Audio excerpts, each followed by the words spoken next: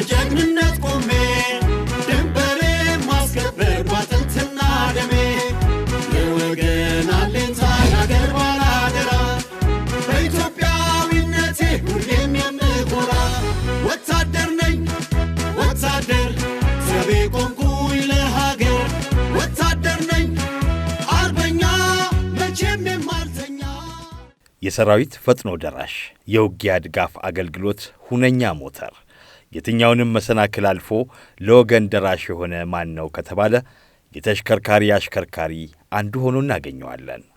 ጠብሰቅ ባለ የሜካናይዝድ ኃይላችን ውስጥ በእጅጉ የዘመኑ በቴክኖሎጂ የበለጸጉ ጠላትን በማውደም የላቀ አቅም ያላቸው መሳሪያዎችን በቴክኒካል ዕውቀታቸው ከላቁ የመሳሪያው ሙያተኞች ባሻገር ሁሌም ጀግና የተሽከርካሪ አሽከርካሪ አለ። በማንኛውም ወሳኝ ሎጂስቲካዊ አቅርቦት አኳያ ከወደብ አንስቶ እስከ ሁሉም የውጊያ ቀጠናዎች ለሰራዊቱ ተደራሽ ለማድረግ ያለ አሽከርካሪ ተሽከርካሪ የሚታሰብ አይደለም። ይህ ከሆነ ደግሞ ከቀላል እስከ መካከለኛ ብሎም ከባድ የመከላከያ ተሽከርካሪ አሽከርካሪዎች በችሎታቸው ጥንቅቅ ያሉ መሆን ይጠበቅባቸዋል። ለዚህ ደግሞ በስልጠና ዋና መምሪያ የተሽከርካሪ አሽከርካሪና ማሽነሪ ኦፕሬተሮች ማሰልጠኛ ትምህርት ቤት አለ። በየጊዜው በሙያቸው የበቁ አሽከርካሪዎችንና በተጨማሪነትም የማሽነሪ ኦፕሬተሮችን በማፍራት የሚታወቀው ይህ ትምህርት ቤት ባሳለፍነው ሳምንት ያሰለጠናቸውን ሰልጣኞች አስመርቋል። በዚህ ዝግጅታችንም የምረቃ ሥነ ሥርዓቱን ሂደትና በምረቃው የተላለፉ መልእክቶችን ይዘን ቀርበናል። ውድ ተመልካቾቻችን አብራችሁን ሁኑ።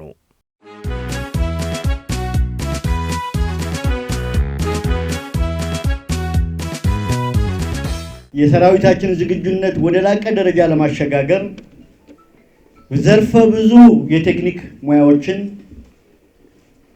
የተለያዩ ቴክኖሎጂዎችን መጠቀም የሚችል ወታደር እና በየደረጃው ያለ የሰራዊት አባል እንዲፈጠር ተቋሞቻችንን በዘመናዊ መንገድ እየገነባን እንገኛለን። በውሃ ተፈጥሯዊ ሀብቷ እንዳትጠቀም ሌት ተቀን የሚባዝኑ ባዕዳን ከውስጣችን በቀጠሯቸው ባንዳዎች አማካኝነት ግጭት እንደሚያቀጣጥሉ ይታወቃል። እነዚህ ወጣት የተሽከርካሪ አሽከርካሪና ማሽነሪ ኦፕሬተሮች በማንኛውም ጊዜ ሊያጋጥም የሚችል ውጊያን በአሸናፊነት መወጣት የሚያስችሉ የውጊያ አቅሞች ናቸው። በዕድሜ ጠገቡ የተሽከርካሪ አሽከርካሪና ማሽነሪ ኦፕሬተሮች ማሰልጠኛ ትምህርት ቤት በቀላል መካከለኛና ከባድ ተሽከርካሪዎች የማሽከርከር ብቃት ችሎታና ክህሎት የበቁ ከመሆናቸውም በላይ ማሰልጠኛ ትምህርት ቤቱ ካሉት 4 ዲፓርትመንቶች አንዱ የሆነው የማሽነሪ ኦፕሬተሮች ዲፓርትመንትም ለሁለተኛ ጊዜ ብቁ የማሽነሪ ኦፕሬተሮችን አሰልጥኖ አስመርቋል። በተቋማችን የሚታየውን የአሽከርካሪና የማሽነሪ ኦፕሬተር እጥረት ለመቅረፍ በዚህ 2 ዓመታት ውስጥ በሁሉም እዞችና ዋና መምሪያዎች ሰልጣኞችን ተቀብሎ በማሰልጠን ላይ ይገኛል። በተለይ የማሽነሪ ኦፕሬተር ስልጠና በዚህ ደረጃ በትምህርት ቤታችን መስጠት መጀመሩ ተቋማችን የማሽነሪ ኦፕሬተር ለማሰልጠን ያወጣ የነበረውን ከፍተኛ ወጪ 100% ከማስቀረቱም በላይ የስልጠና ጥራቱን በጠበቀ መልኩ ማሰልጠን የሚያስችል አቅም መገንባት ተችሏል። ዓላማ የጸናው በጀግንነት ቆሜ ድንበሬ ማስከበር ባጥንትና ደሜ የዛሬ ምርቃት ልዩ የሚያደርገው አንደኛ ትምህርት ቤቱ ራሱን እያደራጀ ሁለቱንም ዓመት ያለማቋረጥ መደበኛና የማሻሻያ ኮርስ ስልጠና በጥራት አሰልጥኖ ማስመረቅ መቻሉ፣ ሁለተኛ በጥቂት የአሰልጣኝ የሰው ኃይል ከፍተኛ ቁጥር ያለውን ሹፌሮች ያለ ምንም እንከን አሰልጥኖ ማስመረቃችን፣ ሶስተኛ ተቋሙ ሲቸገርበት የነበረ የማሽነሪ ኦፕሬተር ችግር በአስተማማኝ መልኩ መፍታት መቻላችን፣ አራተኛ ሰራዊታችን በሚከፍለው መስዋዕትነት የ2018 ዓ.ም 7ኛ ዙር ሀገራዊ ምርጫ በሰላም በተጠናቀቀበት ማግስት መሆኑ ልዩ ያደርገዋል። የተሽከርካሪ አሽከርካሪና ማሽነሪ ኦፕሬተሮች ማሰልጠኛ ትምህርት ቤት ምንም እንኳን ዘለግ ያሉ ዓመታትን ያስቆጠረ ቢሆንም በዕድሜው ልክ ያደገ ነው ለማለት አይቻልም። እነዚህ ተቋማት እጅግ ረጅም ዕድሜ ያስቆጠሩ ቢሆንም እንኳ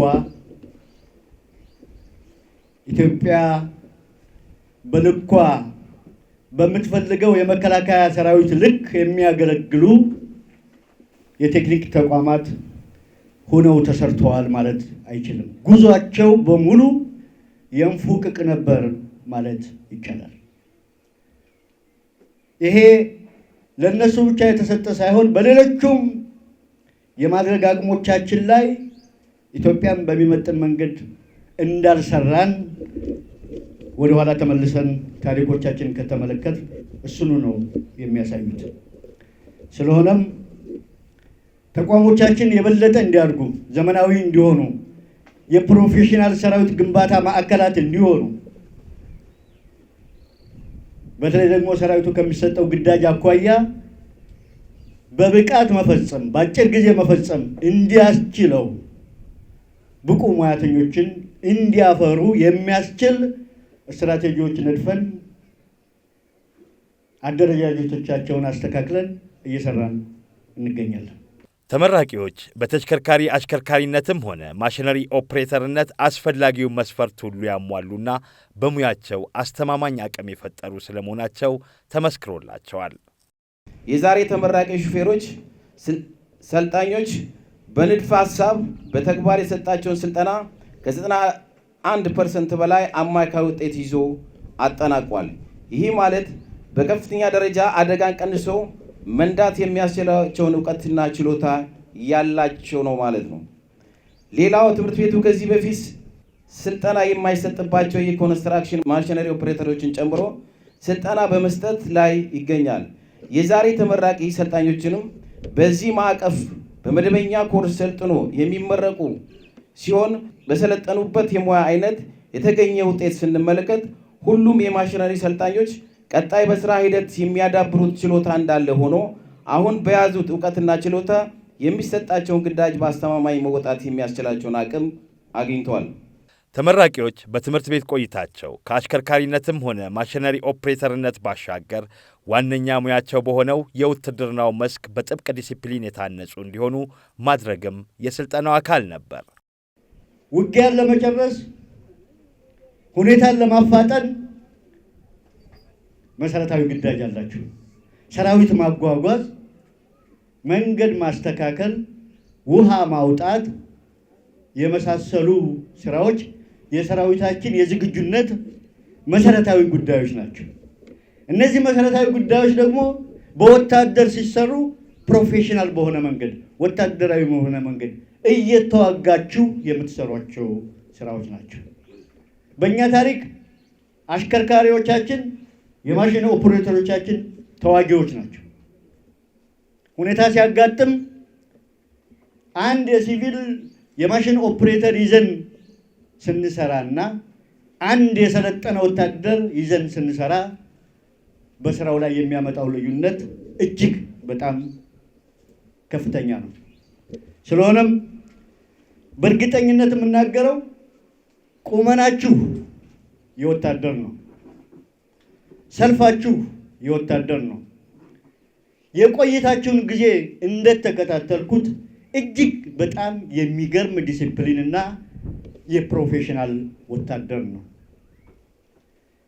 በዚህ በኩል እውነት ለማለት የምፈልገው ትምህርት ቤቱንም እናንተንም በእጅጉ አመሰግናቸዋለሁ።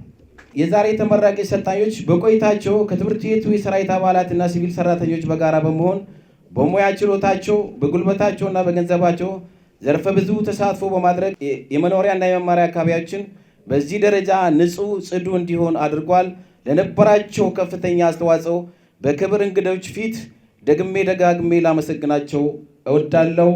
ለተመራቂ ሰልጣኞች ያለኝ መልእክት፣ አንደኛ የሰራችሁ ስራ ዘርዝረን ስለማንጨርሰው እንዲሁ በጥቅሉ ትለያላችሁ እላለሁ። በርቱ።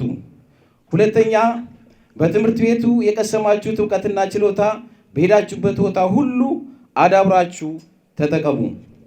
ሶስተኛ በትምህርት ቤቱ የተላበሳችሁትን መልካም ባህሪ በስራ ዓለም ተግባር ላይ አውሉ። አራተኛ ኢትዮጵያ ሀገራችን ከራሳችሁ በላይ አድርጋችሁ ውደዱ። እኛም እንወዳቸዋለን። የተሽከርካሪ አሽከርካሪና ማሽነሪ ኦፕሬተሮች ማሰልጠኛ ማዕከል ከብዙ የአደረጃጀት ውጣ ውረዶች በኋላ አሁን ላይ ራሱን የቻለ ትምህርት ቤት መሆን ከቻለ ወዲህ ለሁለተኛ ዙር ማስመረቅ የቻለ ሲሆን በቅበላ አቅሙም እያደገ መምጣት ችሏል። ራሱ ነው አደረጃጀቱም ራሱ ነው፣ ምንም ለውጥ የለውም። ግን የሰው የመስራት አቅም የመስራት ፍላጎትና እንደ ትምህርት ቤት ካደገ በኋላ ያለን ተነሳሽነት በመጨመሩ የተቋሙን ፍላጎት ለማሳካት ደከመኝ ሰለቸኝ ሳይል አባላቱ ከፍተኛ አስተዋጽኦ እያበረከተ ያለ ነው በትምህርት ቤታችን ውስጥ። ማሰልጠኛ ትምህርት ቤቱ አሁን ላይ የተቋሙን ፍላጎት ማሟላት በሚያስችል ቁመና ላይ የሚገኝ ቢሆንም ከተቋማዊ የሪፎርም ሂደትና ሁለንተናዊ ዝማኔ አኳያ ለወደፊት በመሰረተ ልማትና ቴክኖሎጂ አቅሞች አኳያ ትኩረት የሚሹ እውነታዎች አሉ። እቅዳችን በ2030 ፕሮፌሽናል ሰራዊት የሚሰለጥንበት የወታደራዊ ተሽከርካሪ አሽከርካሪዎችን የምናፈራበት ማሰልጠኛ ማዕከል ሆኖ ማየት ስለሆነ በ2030 በእርግጠኝነት ያ ማሰልጠኛ ሆኖ እናየዋለን። በዛን ጊዜ አሁን የምናወራቸው የሲሙሌሽን እጥረት፣ አሁን የምናወራቸው የሞዴል እጥረት፣ አሁን የምናወራቸው የክላስ ጥበት፣ አሁን የምናወራቸው የቢሮ እጥረት ይፈታሉ ብለን ተስፋ እናደርጋለን። ከተመራቂዎች መካከል በ6 ወራት ቆይታቸው በየሰለጠኑበት መስክ የላቀ ውጤት ያስመዘገቡት ተለይተው በዕለቱ የክብር እንግዳ ዕውቅና እንዲሰጣቸው ተደርጓል። ዓላማ የጸናው በጀግንነት ቆሜ ድንበሬ ማስከበር ባጥንትና የተሽከርካሪ አሽከርካሪዎችም ሆኑ ማሽነሪ ኦፕሬተሮች በሥልጠና ቆይታቸው ያካበቱትን አቅም በተግባር አሳይተዋል።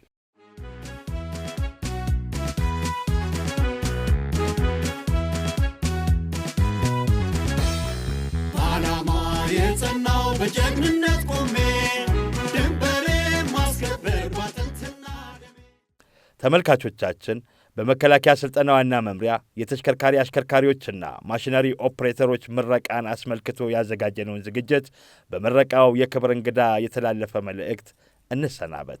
ዛሬ የተመረቃችሁ ተመራቂዎች ቅድም እንዳነሳሁት ከባድ ተቋማዊ አገራዊ ኃላፊነት አለባችሁ። እሱን ተገንዝባችሁ በሰለጠናችሁት ልክ ሀገራችሁን ተቋማችሁን እንድታገለግሉ አደራ ማለት እፈልጋለሁ።